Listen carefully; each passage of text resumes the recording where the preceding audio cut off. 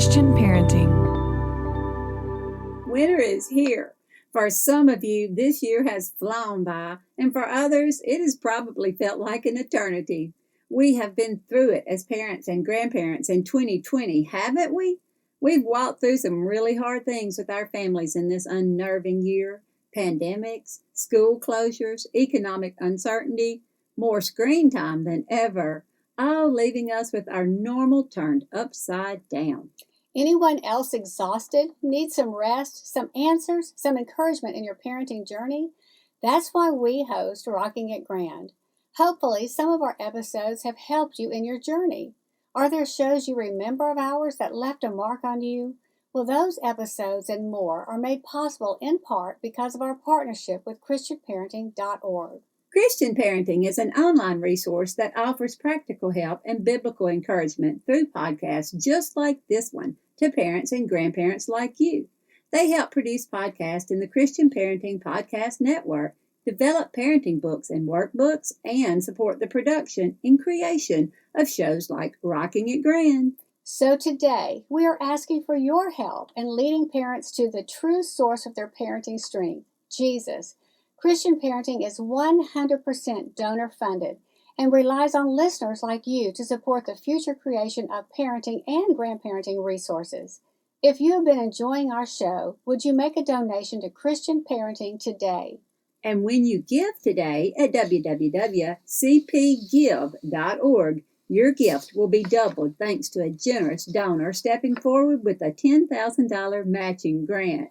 That means your $20 donation becomes $40, or your $50 donation becomes $100. All donations go to impacting parents and grandparents walking through the same things as you. All of us need a trusted community. All parents need a reminder that it's okay to be imperfect. All parents need Jesus. And as parents and grandparents come to know and love Jesus more, so do their kids. Please give today at www.cpgive.org. And thank you so much for your generosity. Welcome to Rocking It Grand with Chrys and Shellie.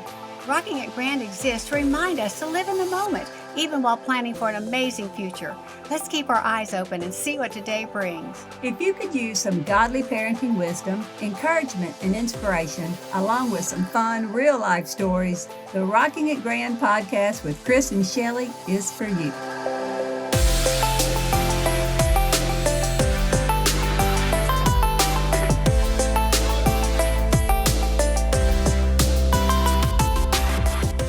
Friends, welcome back to our podcast. You have found Chrys and Shellie, and we are so glad to be with you today. We are having a good time, and we hope you are as well, and we hope you are hitting the subscribe button if you haven't already so that we can keep visiting with you. We have so many things we want to talk about. I think every podcast, Chrys, we say, oh, we need to talk about that. Mm-hmm. So we're like 5 or 6 podcasts ahead of where we are right now, just planning and what we want to say. Well, and we want to remind you that we're powered by Christian Parenting, and I'm so impressed with them. They just have so many great things out there. And I think about when I was a little mama that we just didn't have resources. That's what I was about to say. We had ladies, mentors in our church. We didn't even use the word mentors at that time. We had older ladies in the church who were willing to teach us some child rearing classes.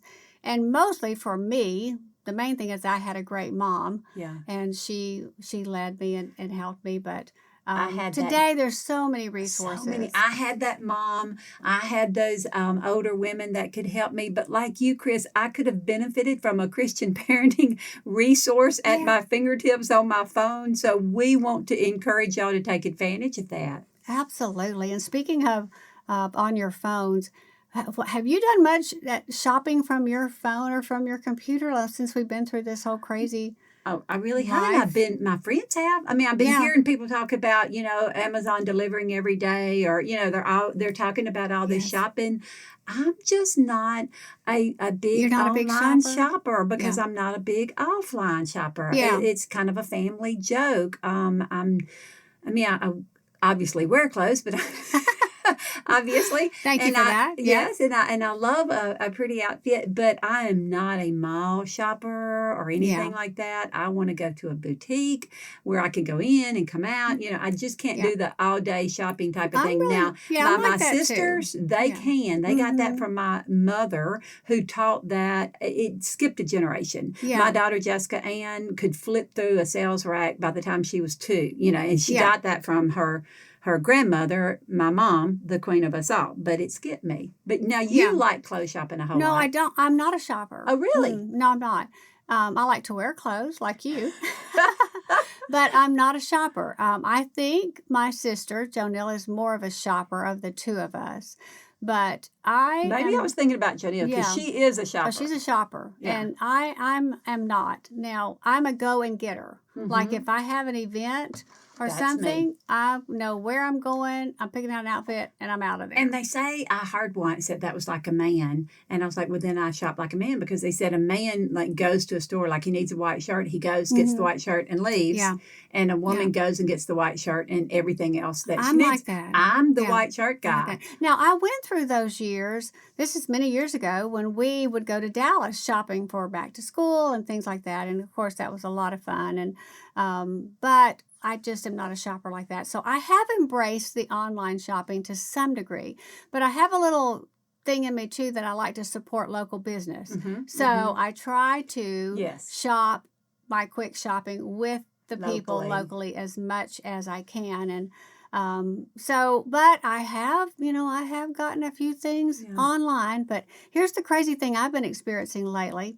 I don't know if anybody out there has had this going on. Amazon is randomly sending me things. I'm up to 5 packages now. Are you kidding me? That are not mine. I didn't order. I'm not charged with. And I'm just I have not heard anyone say this. Address. I have Googled it, and it says there's nothing you can do. Amazon doesn't want it back. I mean, they can't, Wait a minute. Has it been anything that you could use? Well, I'm waiting for an Inquiring iPad. minds I want to want know. something really good. Inquiring minds I'm want to gonna know how to get on that I'm going list. to tell you what I've gotten. Okay, tell Wig me. glue. Oh, really? Yes, Well, you didn't need not wig important glue. to me. No. What else? Fishing lures. No. They're I have lovely. a brother-in-law that would take those off and I your have a hands. grandson who was, welcomed with those. Yeah. But no, that wasn't what I wanted. I got an entire little kit for fixing an iPhone with the tools and everything. That may come in handy. May or may not come in handy at some point. But I have some grandsons that maybe come in handy. I've gotten 2 sets of earbuds. Really? Yes. Now They're the not really the good great, ones. No, no, that's what I'm saying. I'm waiting for the upscale package to come through. So have you heard of this happening to anyone else? I've talked I to haven't. one other person since this has been happening to me, that it happened to her, and the same thing. She actually contacted Amazon. I don't know how she did, because I haven't been able to find that. And they told her, consider they didn't it want a them gift. back. They don't. They cost them more to come back and go back out. They're better to just refill that order. Now, did she get any good things? I don't remember asking her that. I don't know. But it's been so crazy. Wow. Now we're waiting every day to see what new thing we get. It's kind of fun. That's kind of exciting. It is. Well, you mentioned shopping in Dallas. Now, though I am not, as I said, a clothes horse, that's our vernacular. I'm not a big clothes shopper, but my sisters are. Now, my sister that lives in Dallas, I am grateful that she does like clothes, Chrys, because she sends me things all the time. By family coming and going, or when she's coming in, and she'll send me something. This will look so good at your speaking event in Texas, or wherever. And she literally, she's awesome, sends me clothes. Yeah, and so it's kind of a joke around my friends, like when I have something on that's really cute, and they say, "So Rhonda sent you that?" Because they know I wasn't out shopping. Right. Well, now I'm not going to pass up a trip to shop if somebody asks me to go to Dallas to shop. What kind of shopping I like? Bookstores and home goods. Yeah. Now, if I pass a bookstore, my family tries to distract me and get my attention, that's away, my sister, because Jonelle. they know I'm going in the bookstore and it's a black hole and I'm not coming back out. Yeah. That is what I love. And home accessories, Hobby Lobby and those kind of places. Those are good too. Well, speaking of bookstores, today we're talking about thinking. Books, words. Words and thinking, and that's what our brains do. We think of words all the time. Absolutely. And I was thinking about, there's a quote that I've always liked, because it's one of those, I'm kind of a self-help person, you know, like Yeah. I will read a self-help book before I read a fiction book. Uh-huh. Like I just keep improving myself, you Yeah. know, pretty soon I'm just going to die and go to heaven and I'm like, okay, am I the best I can be? I don't know. Give me a book. I Tell tried. me, I tried. I did everything I could. So anyway, I love this quote. Watch your thoughts for they become words. Watch your words for they become actions. Watch your actions for they become habits. Watch your habits for they become character. Watch your character for it becomes your destiny. So I love that. And so you have gathered up some thoughts today for us to think about gathered up thoughts to think about thinking. Yeah, to Well, think about what we're thinking about.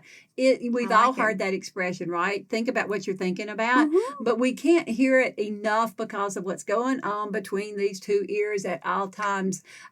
You can even have a full out conversation with someone in your head and they're not even there, where you can imagine what they said back, and then you said this and then they said that, and I'm going to say this and they'll probably say this, and you can have a whole conversation that can impact the way you think about that person the next time you see them. Exactly That right. person's innocent. They have not even said anything, but you had a conversation with them in your head. And we all do that. We all do it. All the time. Have these conversations, these things that go on. Well, I was thinking the other day, and something had happened with one of my grandchildren. If you're a new listener, I have 6 adorable grands that I call the Super 6. Now, Chrys has doubled me and more. I have 14 and 3 great grandkids, so I have no cute name. I had 10 forever, and I could call them the something 10, but I don't even know what I did. And then 4 more came along. Then when you get to 14, you're just like, okay. You don't have a cute name. You say, this not I'm cute. holding on to the Super 6 right now. That's what I've got. And something had happened with one of my grandchildren that made me think about this, because you and I have heard, and probably everyone that's listening to us have heard the quote maybe that you read and the quote that I said, think about what you're thinking about. Right. We know that we should. Now, whether we do or not exactly is another story, but we know that we should. What I really wanted to bring to the table today for us to think about is that our children have these same very fertile minds, and that just as surely as the enemy likes to mess with us about what we're thinking, and we do have an enemy that wants to mess with our thinking, like my example about having a conversation or an argument with someone in your head, or the accusations that the enemy can put in our head, that we're aware of, that he does this with mature believers. I giggled when I made that note, Chrys, because I'm going to let all of our listeners decide if I mean mature chronologically or mature in the word. And yes, I'm both. Yes. Okay. Right. We would hope we would be mature spiritually and chronologically. But I am talking about the fact that we know this, that the enemy messes with our thoughts. But I want us to be aware of how early he starts doing that with our children and our grandchildren, and how we can be a part of helping them with their thought patterns, because it's so easy for these patterns of thinking to become ingrained in their little minds. Yes. And then if they're just, I want to help people understand you don't have to be subject to what you're thinking. See, that's the thing. But if we don't help them with that, then they're subject to what they're thinking. And what was your quote? That's going to turn into a action, and that's going to turn into a habit. Which eventually your destiny. This is the rest of their life, all because of their thought lives. It can just follow them. I have one of my grandchildren. She's a senior in high school now, that from about 5th grade on started telling me that she's not good in math. And she just kept put that in her head. I'm not good at math, but to Mom, I'm not good at math. I'm not good at math. She just keeps saying that. And to Mom is Chris's grandmother's name. I would say quit speaking that over yourself, because for one thing, she was. But it was a struggle for her. She had to work a little bit harder at that, so that made her think that she wasn't good at it. Oh, that's now that she, last year in her junior year of high school, won the highest graded math award. Oh, are you kidding me? After all those years of saying she wasn't good at math. After all those years, yes. Yeah. So sometimes we can even put thoughts in our own head that are absolutely not true. Not sometimes, a lot of times we do. A lot of times. And so that's like a very clear example of it. But it's in everything as we walk around life, that I'm not good enough, I'm not strong enough, I can't do that, I'm this, I'm that, And like you said, even at little bitty ages, something will happen.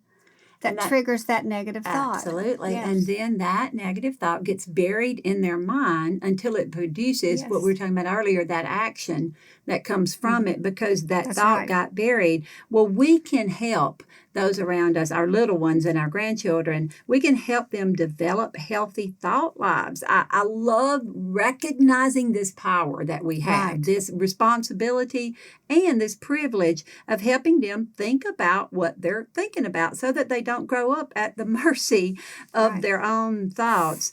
One way, Chrys, that we can do this is by watching for clues. And you talked about it with Aslan, that you thought on her math. This is exactly what I'm talking about. If we are attentive and we listen to what they're saying, we can pick up on clues to what they're thinking about. No, we can't read their minds. But the child that comes in and says, I'm just horrible at making friends. I don't have any friends.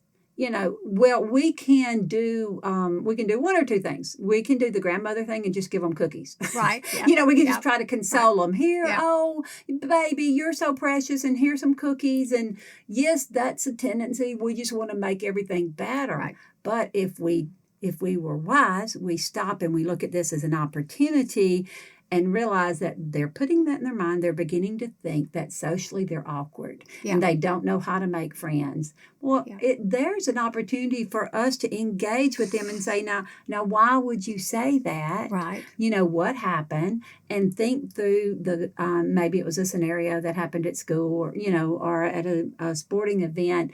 And then we as mature people can say, well, let's see, how could we do that differently so that we could have a friend? That's right. And we can help them understand that to be a friend, you have to be a friend. And so we can give them tools where they can go back to school the next day, and instead of waiting on someone to befriend them, they can befriend someone. That's right. And we can begin changing that scenario that's always in their head. And I think we have to make that happen, we have to be honest with ourselves about our children and our grandchildren.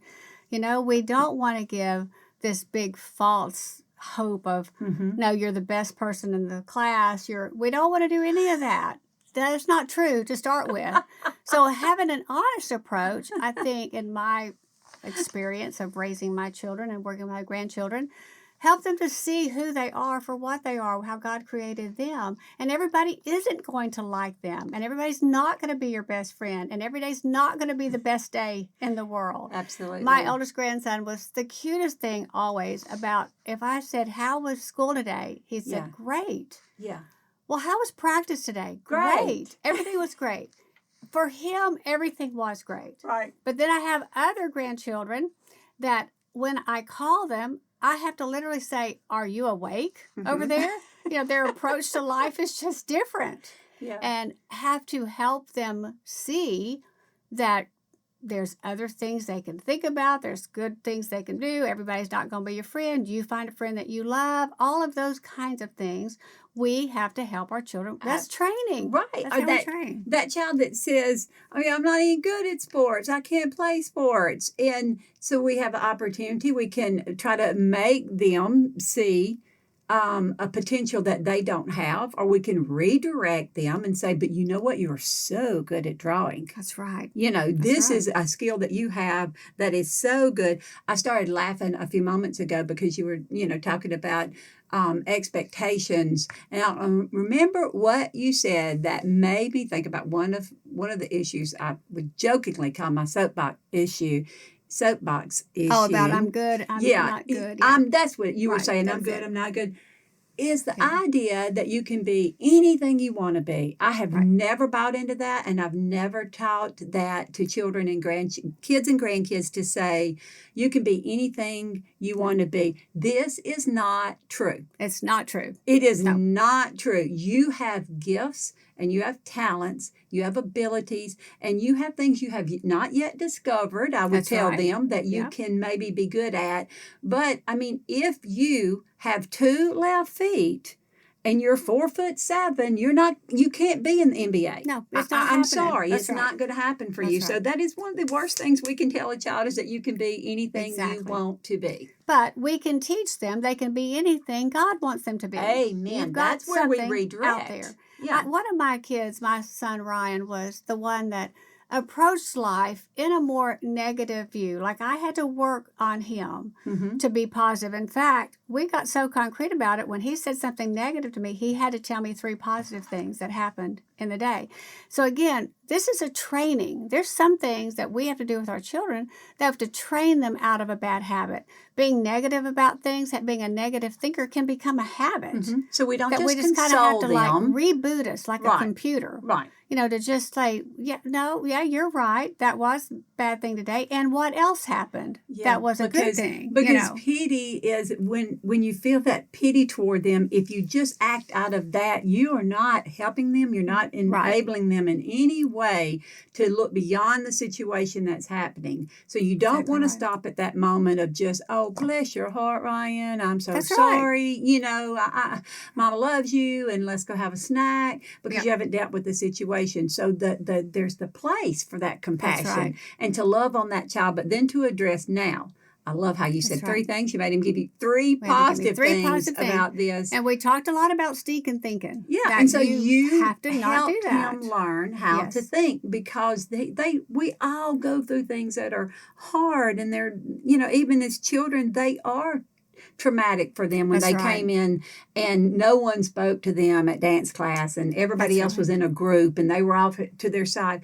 Yes, it's traumatic, but heartache doesn't have to be lifelong habits. And that's what we're centering on today. That doesn't have to be, just because it's a legitimate pain, it doesn't have to be a lifelong hurt. And those little things, those little pains, moms and dads out there, they're training them for the bigger ones that they're going to have to handle. I'm so glad you said that. Sweet, precious son of mine went through a terrible divorce, and it was a hard thing. And I was so proud of him, how he went through that. It's been many years now. He's raised 3 amazing kids. Married He's to a beautiful been a wife great, now. yes, is a beautiful wife. But you know, when he was younger, if I gave in to all of that stinking thinking and didn't teach him how you've got to look on the other side of things, you've got to change your thinking, you've got to look, not in that flippant look on the bright side, because there's not a whole lot of bright things about divorce and death and illness, a lot of things that we go through. But each little thing builds on your ability to be able to walk through something that's not pleasant. And we're all going to walk through things that are not pleasant. But we want to give them skills. So we've got to give those tools to our kids so they can do that. I'm so glad that you brought that up, because I wanted to close us out today with realizing that this applies to us big people and little people too. When I say that legitimate pain doesn't have to become lifelong hurt, I'm talking to all of us. And so one way that we can put this into practice, a life hack that we can walk out of here with today, is to realize what comes out of our mouths after we say something like, you know, the more I've thought about it. When we begin a conversation that way, with that, the more I've thought about it, it means whatever is coming out of our mouth next is so important, because it may sound like she was rude to me for saying that, or the more I've thought about it, it could be a positive thing. I love the fact, you know, and we can draw a positive conclusion from something. But what comes after those words, let's be aware of because Proverbs 23:7 says, as a man thinks in his heart, so is he. And if we will learn to be aware of what comes out of our mouths after we say, the more I've thought about it, we're going to realize what we're becoming. Then we're going to want to stop and retrain ourselves to think right, so that what's coming out of our mouths today is shaping the tomorrow that we want to have. I love it. Thank you, Shellie, for bringing us this topic, because it's so important because I love that verse, as a man thinketh in his heart, so is he. That's like puts a little responsibility on me, you know? Yeah. I can change my thinking. Yes, we can change our thinking. Father God has given us that ability. We can help our children do that as well. Well, thank you for being with us today. We've loved being with you. We hope you have an awesome week out there, opening your eyes, seeing what God lays before you as you're raising your family, going to work, doing all the many things you do. God bless you. Have a great week. He's always speaking. That's right. Let's be listening.